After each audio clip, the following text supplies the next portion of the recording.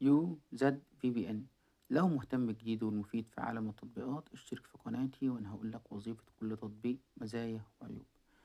يو زد في بي ان تطبيق محمله 500 ألف مستخدم، حجمه 23 ميجا.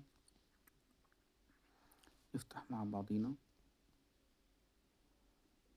نديله صلاحية. طبعا اللي معرفش ال VPN ووظيفة ال VPN ولسه لحد وقتنا هذا بيسأل يعني ايه VPN. ال VPN هو وسيلتك ان انت تقدر تفتح اي موقع، اي ابلكيشن، اي لعبة على مستوى العالم مش عايز يفتح معاك. كتير مننا بيتعرض ان هو يجي يفتح اي موقع يقوله اتأكد من اتصالك بالانترنت. لو انت مشغل VPN فالموقع ده محجوب في بلدك اللي انت حاولت تفتحه، او الخبر ده محجوب في بلدك اللي انت حاولت تفتحه. بمجرد ما تغير ال IP address بتاعك عن طريق ال VPN هتقدر تفتح الموقع ده بمنتهى السهولة. طبعا هنا كمان ممكن تقدر عن طريق ال VPN لو انت حاسس ان انت حد بيراقبك او عايز يعرف انت بتعمل ايه على الانترنت وكده، فالتطبيق سهل جدا ان انت اخفي ال IP address بتاعك لو انت فاتح انترنت من اي شبكة خارجية، سواء بقى كافيه، سواء انت فاتح من ريستوران، من مطعم، من اي مكان في العالم، هتقدر تخفي ال IP address بتاعك. طبعا هو هنا التطبيق بيفتح لي ال VPN بدون ما يحدد لي البلد اللي هو فاتح منها.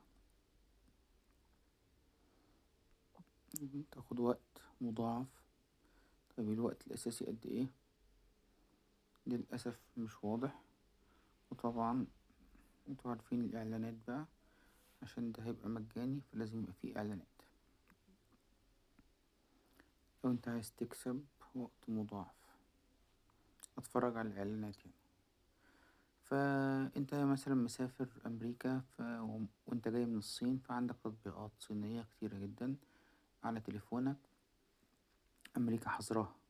مجرد ما تفتح VPN في أمريكا شغال في الصين، خلاص فتحت كل تطبيقاتك وكل حاجة. انت عايز تلعب لعبة مع أصحابك واللعبة مكتوب عليها غير مخصصة لبلدك، مجرد ما هتحمل ال VPN في البلد اللعبة دي مخصصة فيها، برضو هيشغل معاك ال VPN بمنتهى السهولة. ال VPN هيشغل معاك اللعبة بمنتهى السهولة. يبقى وظيفة ال VPN أول حاجة بيخفي ال IP address بتاعك، تاني حاجة بيفتح لك أي موقع محجوب أو مشفر على مستوى العالم، أو حتى لعبة. تالت حاجة لو انت عايز تخفي ال IP address أو تبقى يعني محدش راصد تحركاتك على الإنترنت أو استخداماتك للإنترنت، فكل ده تقدر تحققه بال VPN. طيب في الآخر كده التطبيق ده يوزر VPN تطبيق كويس؟ والله تطبيق كويس بالنسبة إن هو بيكتب إن هو شغال في الألعاب، هو كويس، لكن هل هو بقى أقدر أعمل داونلود عليه؟ ده اللي هجربه هكتبله لكم في عنوان الفيديو عشان اقولك ان التطبيق شغال وكويس ولا لا. لو مكنتش عارف تطبيق قبل كده اول مرة تعرفه من خلال قناتي، شير ولايك وسبسكرايب.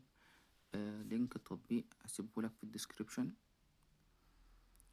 عشان لو حبيت تحمله، خصوصا محبين الالعاب يعني. هنا التطبيق بيقولك سرعة عالية جدا للعب، فتقدر تحمله وتجرب بنفسك. اشوفكم على خير في فيديو جديد. السلام عليكم.